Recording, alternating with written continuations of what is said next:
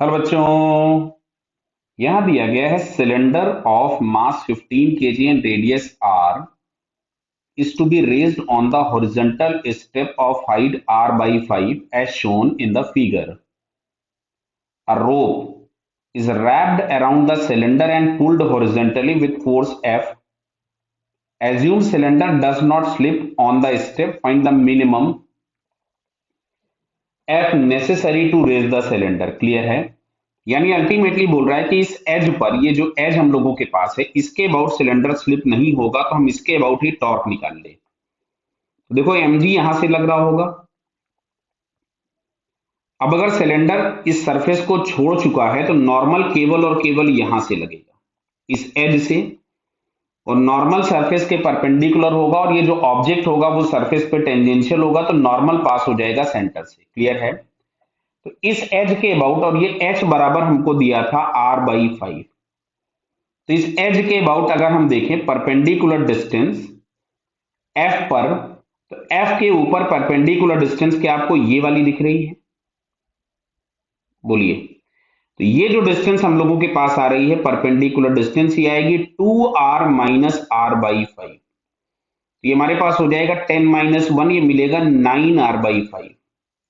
अच्छा, अगर हम mg पे परपेंडिकुलर डिस्टेंस देखें तो mg पे परपेंडिकुलर डिस्टेंस ये ब्लू लाइन होगा। एग्री करते हो? ये r है, बराबर है ये, और ये जो पार्ट ये वाला जिसको मैंने ब्लू कलर से बनाया, ये r माइनस h होगा। शायद उम्मीद करते हैं समझ में बात आई होगी। तो अब एक ट्रायंगल है जिसकी दो साइड्स पता है, हाइपोटेन्यूज पता है और एक साइड और पता है, और हम लोग इस वाली डिस्टेंस में इंटरेस्टेड है। तो क्या इस डिस्टेंस को हम लोग लिख सकते थे √r² और r माइनस h का होल स्क्वायर। क्लियर बताइए? तो चलो इसको हम थोड़ा सा और सिंप्लीफाई पहले कर लेते हैं। तो √r², क्लियर, और r minus h means r minus r/5। तो क्या दिख रहा है बताइए? 4r/5 हो जाएगा।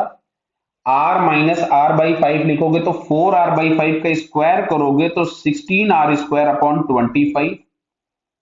इसमें से गुरु 25 हम एलसीएम ले लें तो दिख रहा है 25 माइनस 16 मिलेगा 9r²। तो फाइनली हमारे पास ये आया 3r/5। तो परपेंडिकुलर डिस्टेंस mg पे जो मिल रहा है दैट इज 3r/5, और f पर परपेंडिकुलर डिस्टेंस ये है। तो इसी स्टेप के एज के अबाउट अगर हम टॉर्क निकालें तो टॉर्क के लिए इक्वेशन शायद हमको मिलेगा F into 9r/5 is equals to mg into 3r/5। तो देखिए 5 से 5 कैंसिल हो गया, r से r कैंसिल हो गया, और इससे ही आ गया 3 टाइम्स। तो F is equals to finally हमारे पास आ रहा है mg/3, और ये मिनिमम वैल्यू है, इससे हमको वैल्यू थोड़ी सी ज्यादा चाहिए होगी।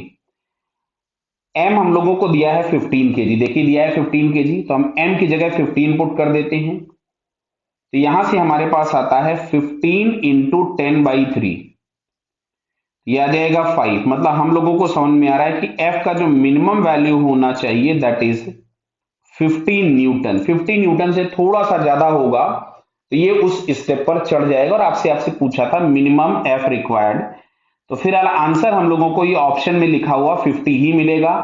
और अगर कहीं लिखा हुआ मिल जाता है स्लाइटली मोर देन 50 तो वो ज्यादा करेक्ट आंसर होगा। क्लियर बेटा? Okay, all the best.